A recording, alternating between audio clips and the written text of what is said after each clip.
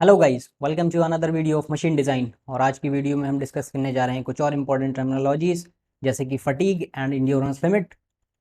और आज की इस वीडियो में हम जो कुछ भी डिस्कस करेंगे उसके कंप्लीट नोट्स आपको डिस्क्रिप्शन में मिल जाएंगे। तो आप इस वीडियो सीरीज़ को कम्प्लीटली देखें और हमारी वीडियो सीरीज़ को रेगुलरली फॉलो करें। तो चलिए शुरू करते हैं आज की वीडियो। तो आज सबसे पहले हम जिस टॉपिक को डिस्कस करेंगे वो है फटीग। तो आइए देखते हैं फटीग क्या होता है।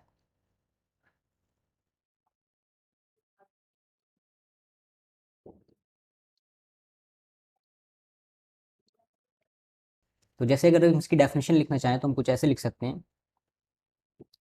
When a material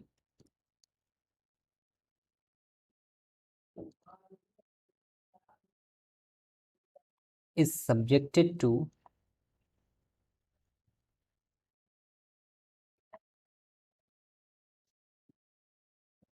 repeated stress,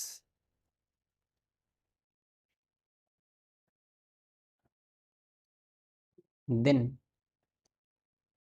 it fails below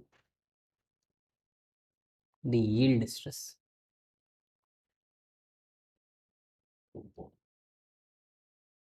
And this failure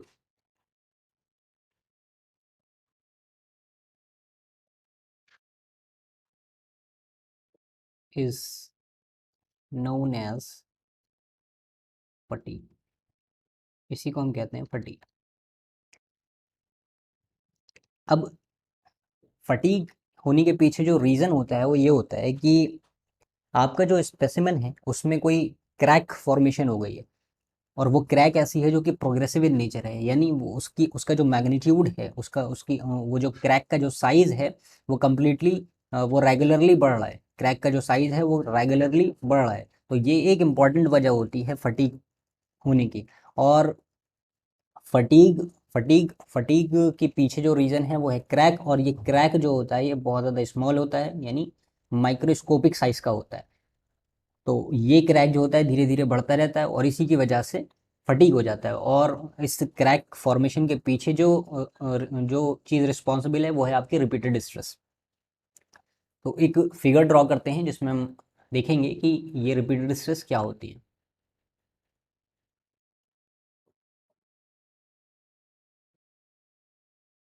जैसे कि इस फिगर में, तो ये जो ग्राफ ड्रॉ किया गया है, जो फिगर ड्रॉ की गई है, ये आपकी रिपीटेड स्ट्रेस की फिगर, ये रिपीटेड स्ट्रेस को शो किया गया है। इसमें क्या है कि एक पर्टिकुलर स्ट्रेस वैल्यू से आपके स्पेसिमेन के अंदर स्ट्रेस आने स्टार्ट होगी। एक पर्टिकुलर वैल्यू से स्ट्रेस, एक पर्टिकुलर पॉइंट से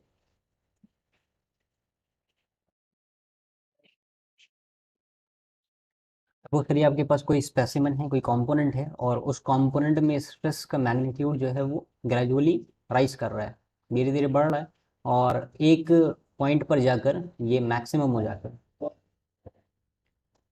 उसके बाद क्या होता है, जब ये मैक्सिमम पॉइंट पर पहुंच जाता है, यानी अपनी अल्टीमेट पॉइंट पर पहुंच जाता है ये स्ट्रेस, तो उसके बाद ये फिर रिड्यूस होना स्टार्ट होता है। और कम होते होते फिर ये आपका फाइनली सिग्मा मिनिमम पे आ जाता है। और ये sigma minimum is nothing but zero. तो ये फाइनली ज़ीरो हो जाती है वैल्यू। तो ये जो स्ट्रेस होती है जो मैक्सिमम और ज़ीरो के बीच में वैरी करती है, यानी एकदम से मैक्सिमम जाएगी, उसके बाद फिर धीरे धीरे फाइनली वो ज़ीरो हो जाएगी। तो इस तरीके की स्ट्रेस स्ट्रेस को हम रिपीटेड स्ट्रेस कहते हैं। तो ये इसी रिपीटेड स्ट्रेस की वजह से जो फेलियर होता है वो यील्ड स्ट्रेस से पहले हो जाता है। हालांकि अगर आप डक्टाइल मटेरियल की बात करें तो डक्टाइल मटेरियल में पहले यील्डिंग होती है, लेकिन अगर उसमें हम उसमें उसको उस डक्टाइल मटेरियल को रिपीटेड स्ट्रेस कंडीशन में जो है लगा दें, उसके ऊपर रिपीटेड स्ट्रेस की कंडीशन लगा दें उसके ऊपर, तो वो जो डक्टाइल मटेरियल है आपका वो यील्ड स्ट्रेस से पहले ही फेल हो जाएगा। तो इस तरीके के फेलियर को हम कहते हैं फटीग।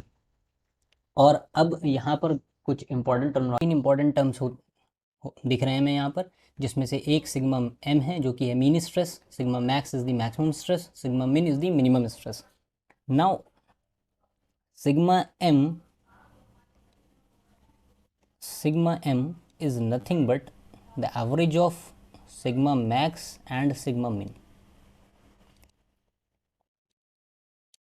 अब ये जो हमें कंडीशन दी हुई है, ये जो ग्राफ हमें दिख रहा है रिपीटेड स्ट्रेस के लिए, इसमें हमें ये दिख रहा है कि सिग्मा मिनिमम जो है वो ज़ीरो दिया हुआ है। सिग्मा मिनिमम कितना है हमारे पास? ज़ीरो है। तो अगर इस सिग्मा मिनिमम को हम यहाँ पुट कर दें इस इक्वेशन में, तो क्या होगा, यहाँ इसकी जगह हमें ज़ीरो पुट करना होगा। तो जब हम इसकी जगह ज़ीरो पुट करेंगे तो हमें क्या मिलेगा? Sigma M is equals to sigma max by two. एक चीज़ तो हमें ये पता चली। अब एक टर्म और दिख रहा होगा सिग्मा वी के नाम से, जैसे कि है दिस पर्टिकुलर टर्म, ये सिग्मा वी दिख रहा है हमें। अब ये जो सिग्मा वी है, this sigma we is nothing but the variable stress, variable stress. और ये जो वेरिएबल स्ट्रेस होता है इसको हम कैलकुलेट करते हैं सिग्मा मैक्स माइनस सिग्मा मिन डिवाइडेड बाई टू। अब अगेन यहाँ पे सिग्मा मिनिमम जो है वो ज़ीरो है, तो अगर हम इस सिग्मा मिनिमम को यहाँ पे ज़ीरो कर देंगे तो अगेन हमें सिग्मा वी जो मिलेगा वो मिलेगा सिग्मा मैक्स बाई टू। अब देखिए, एक है आपके पास सिग्मा मीन और दूसरा है आपके पास सिग्मा वी, यानी सिग्मा वेरिएबल, वेरिएबल स्ट्रेस। सो अब ये अगर हम इसको इक्वेशन वन कह दें और इसको इक्वेशन टू कह दें तो ये हमें क्लियरली दिख रहा है कि equation one and equation two are equal. तो इससे क्या कंक्लूजन निकल सकता है? इससे ये कंक्लूजन निकल सकता है कि अगर आपके पास रिपीटेड स्ट्रेस कंडीशन है और उस रिपीटेड स्ट्रेस कंडीशन में सिग्मा मिनिमम जो है वो ज़ीरो है, सिग्मा मिनिमम जो है वो ज़ीरो है, तो इस केस में क्या होगा? इस केस में ये होगा कि आपका सिग्मा मीन जो होगा, जो कि मीन स्ट्रेस है, वो बराबर होगा सिग्मा वी के, जो कि है आपका वेरिएबल स्ट्रेस। तो अगर एक नोट लिखना चाहें हम, यानी sigma M is equals to sigma V for repeated stress condition in case of zero sigma minimum. Sigma minimum की वैल्यू कितनी दी हो, सिग्मा मिनिमम की वैल्यू अगर ज़ीरो होगी तो उस केस में आपका सिग्मा एम और सिग्मा वी बराबर होगा। तो अगर हम इसको एक नोट के फॉर्म में लिख दें तो कुछ ऐसे लिख सकते हैं, if sigma minimum is zero in case of repeated stress condition, in case of repeated stress condition, then sigma mean is equals to sigma v। तो ये एक कंक्लूजन हमने फाइंड आउट कर लिया यहाँ से।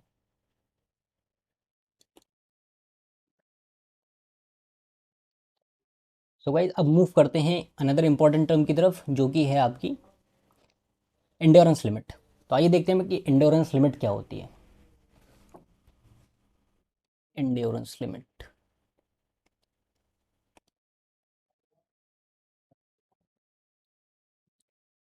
Endurance limit.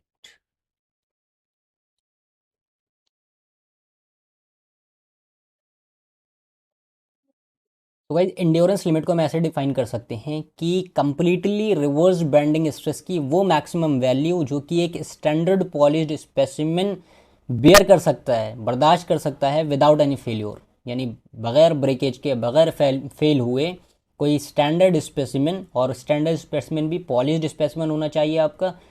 तो वो पॉलिश्ड स्पेसिमेन अगर कंप्लीटली रिवर्स बेंडिंग स्ट्रेस की मैक्सिमम वैल्यू को बेयर कर रहा है तो ये लिमिट हमारी कहलाएगी एंड्योरेंस लिमिट, यानी वो स्ट्रेस की वैल्यू कहलाएगी हमारी एंड्योरेंस लिमिट। तो अगर हम इसको डिफाइन करना, इसकी डेफिनेशन को लिखना चाहें तो हम कुछ ऐसे लिख सकते हैं,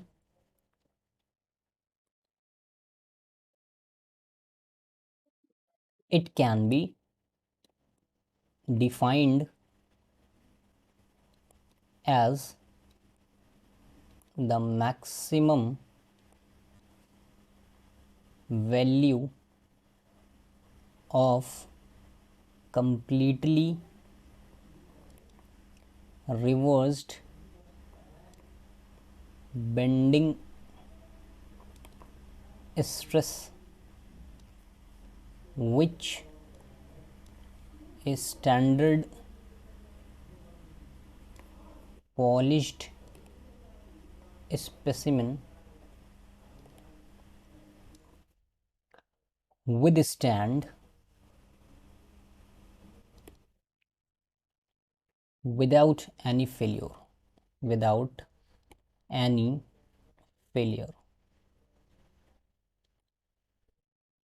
for infinite number of cycles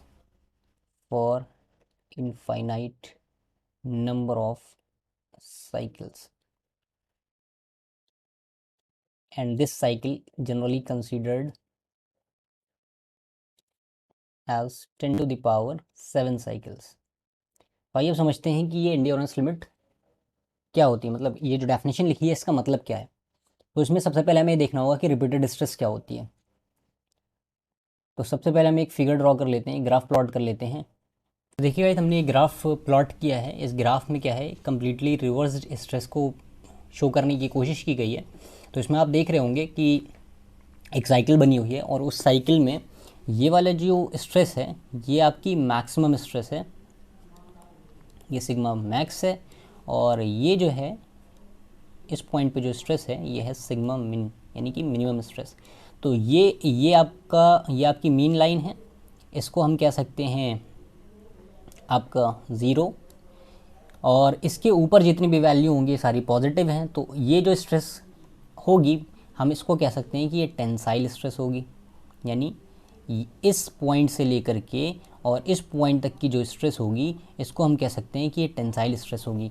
और ये क्योंकि ये ज़ीरो लाइन है और इस लाइन के नीचे जितनी भी वैल्यू होंगी वो सारी नेगेटिव होंगी, तो हम ये कह सकते हैं कि इस लाइन के नीचे लाई करने वाली जितनी भी स्ट्रेसेस होंगी वो कंप्रेसिव इन नेचर होंगी, वो कंप्रेसिव होंगी।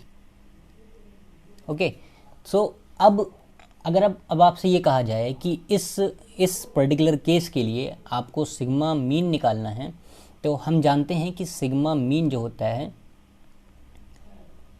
वो एवरेज होता है सिग्मा मैक्स प्लस सिग्मा मिन बाई 2। ओके, सिग्मा मिन प्लस सिग्मा मैक्स बाई 2। अच्छा, इसमें यहाँ पे एक चीज़ और नोट करने वाली है कि जितना मैग्नीट्यूड इस स्ट्रेस का टेंसाइल कंडीशन में होगा, यानी ये जो वैल्यू है सिग्मा मैक्स की टेंसाइल के केस में, वही सेम वैल्यू होगी कंप्रेसिव के केस में भी। यानी ये जो मैग्नीट्यूड है इन दोनों स्ट्रेसेस का, सिग्मा मैक्स का और सिग्मा मिन का, तो ये इक्वल होगा। और sigma max is nothing but sigma tensile and sigma min is nothing but sigma compressive.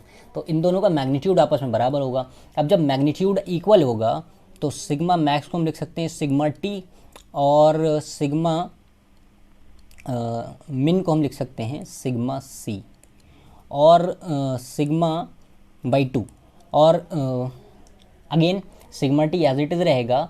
अब क्योंकि सिग्मा सी जो है वो मैग्नीट्यूड में तो इक्वल है सिग्मा टेंसाइल के, लेकिन बस डिफरेंस कहाँ पर है कि सिग्मा कंप्रेसिव जो होगा वो निगेटिव होगा।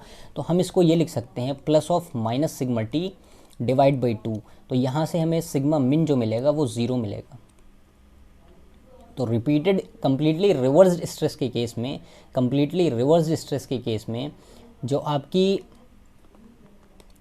मीन स्ट्रेस होती है वो ऑलवेज ज़ीरो होती है। ओके, तो ये मतलब हुआ कंप्लीटली रिवर्स्ड स्ट्रेस का, यानी कि जो मैग्नीट्यूड है टेंसाइल के केस में वही मैग्नीट्यूड होना चाहिए आपका कंप्रेसिव के केस में। तो ये जो पर्टिकुलर केस है ये है आपका कंप्लीटली रिवर्स्ड स्ट्रेस का case, completely reversed stress. Okay, अब एक बात तो ये हो गई, हमने समझ लिया कि कंप्लीटली रिवर्स स्ट्रेस क्या होती है। अब इसमें एक बात ये कही गई है कि इनफाइनाइट नंबर ऑफ साइकिल के लिए, यानी ये जो लाइन लिखी हुई है इनफाइनाइट नंबर ऑफ साइकिल, इसका क्या मतलब है? इसका मतलब ये है कि ये तो हमने इस केस में तो हमने सिर्फ एक साइकिल शो की है, यानी यहाँ से लेकर के इस पॉइंट से लेकर के इस पॉइंट तक ये सिर्फ और सिर्फ एक साइकिल की बात हुई है। ये सिर्फ एक साइकिल है, वन साइकिल है ये। इस तरीके से एंड्योरेंस लिमिट को डिफाइन करने के लिए आपको इन साइकिल्स को इनफाइनाइट तक ले जाना होगा, यानी इनफाइनाइट नंबर ऑफ साइकिल्स आप जो है स्ट्रेसेस की लगा रहे हैं और आपका मटेरियल जो है वो फेल नहीं हो रहा है, यानी वो मैक्सिमम स्ट्रेस को बेयर कर रहा है।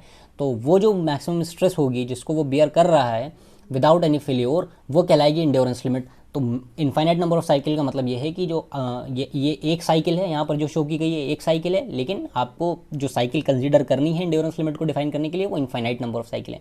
और generally infinite number of cycle को जो हम लेते हैं वो 10⁻7 साइकिल्स लेते हैं। यानी यहाँ पे जो वैल्यू होगी, यहाँ पे जो साइकिल्स बनेंगी वो 10⁻7 ऑर्डर की होंगी। अब दो चीज़ें हमने समझ ली, एक तो हमने ये देख लिया कि कंप्लीटली रिवर्स रेसिस का मतलब क्या है, दूसरा इन्फिनाइट नंबर ऑफ साइकिल का मतलब क्या है। तीसरा, अब इसमें एक टर्म और आया है और वो है स्टैंडर्ड स्पेसिमेन। तो आइए अब देखते हैं कि स्टैंडर्ड स्पेसिमेन क्या होता है। जैसा कि अब आपको यहाँ पर एक स्पेसिमेन दिख रहा होगा, तो ये जो पर्टिकुलर स्पेसिमेन है यही आपका स्टैंडर्ड स्पेसिमेन कहलाता है। ये जिसमें इसकी लेंथ जो होती है वो 875 mm होती है, और इसका जो रेडियस होता है, यानी ये जो कर्वेचर बना हुआ है, इस कर्वेचर का जो रेडियस होता है वो 251 mm होता है। तो इस तरीके के स्पेसिमेन को हम स्टैंडर्ड स्पेसिमेन कहते हैं। और ये स्पेसिमेन वेल पॉलिश्ड होना चाहिए। इसका मतलब क्या है कि इसकी सरफेस को बहुत ज़्यादा स्मूथ कर दिया जाता है एक पॉलिशिंग मशीन के ऊपर, इसको ग्राइंड करके।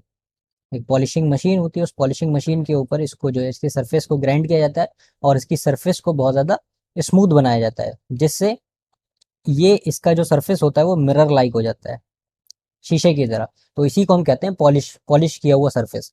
तो हमारा जो स्पेसिमेन होगा वो पॉलिश्ड स्पेसिमेन होगा। और इस स्पेसिमेन को हम एक रोटेटिंग बेंडिंग मशीन होगी जिससे हम फटीग को मेजर करते हैं, जिसमें हम फटीग स्ट्रेस को अप्लाई करेंगे इस स्पेसिमेन के ऊपर। और वहाँ पे हम क्या करते हैं कि डिफरेंट ड्यूरेशन पे, यानी अलग अलग टाइम ड्यूरेशन पे हम इस मटेरियल की, इस स्पेसिमेन की कंडीशन को नोट करते हैं। हम देखते हैं कि स्ट्रेस की वैल्यू किस पॉइंट, कहाँ पे ज़्यादा हो रही है, कहाँ पे कम हो रही है, और कौन सी ऐसी स्ट्रेस की वैल्यू है जिसके बाद स्ट्रेस की साइकिल तो बढ़ रही है, नंबर ऑफ साइकिल्स तो रिपीट हो रही हैं स्ट्रेसेस की, लेकिन स्ट्रेस की वैल्यू जो है वो कांस्टेंट हो जाती है। और इसी बात को हम एक ग्राफ से समझ सकते हैं। तो आइए अब देखते हैं वो ग्राफ क्या है। तो जैसा कि ये ग्राफ दिख रहा है, इस ग्राफ में एक्स एक्सिस पे नंबर ऑफ साइकिल्स हैं और वाई एक्सिस पे आपकी स्ट्रेस की वैल्यू है। तो आप देख रहे हैं कि स्ट्रेस की वैल्यू नंबर ऑफ साइकिल्स के साथ डिक्रीज हो रही है। यानी ये जो पॉइंट है, ये जो पर्टिकुलर पॉइंट है, इस पॉइंट पे स्ट्रेस की वैल्यू सबसे ज़्यादा है, मैक्सिमम। और एक पॉइंट ऐसा आया कि जिस पॉइंट के बाद स्ट्रेस की वैल्यू कांस्टेंट हो गई। ये जो पॉइंट है, ये जो स्ट्रेस की वैल्यू है, यहाँ इस पॉइंट पे स्ट्रेस की वैल्यू कांस्टेंट हो गई, लेकिन अभी नंबर ऑफ साइकिल्स जो हैं वो बढ़ रही हैं, कंटिन्यूसली बढ़ रही हैं। तो यही जो स्ट्रेस की वैल्यू होगी इसी को हम कहेंगे सिग्मा ई। और ये सिग्मा ई आपकी एंड्योरेंस लिमिट कहलाती है, एंड्योरेंस, या फिर इसी को कहते हैं फटीग लिमिट, एक ही बात है दोनों।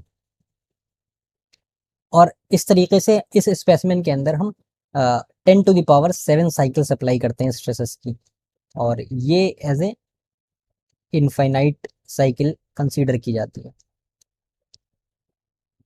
सो गाइस, अब इसके बाद अनदर इम्पॉर्टेंट चीज़ जो बचती है आपके इंट्रोडक्शन पार्ट में, वो ये है। सो गाइस, अब एक और इम्पॉर्टेंट चीज़ है और वो है सिलेक्शन ऑफ मटेरियल। और ये सिलेक्शन ऑफ मटेरियल बहुत ज़्यादा इम्पॉर्टेंट है किसी भी डिज़ाइनिंग, किसी भी कंपोनेंट के डिज़ाइन में।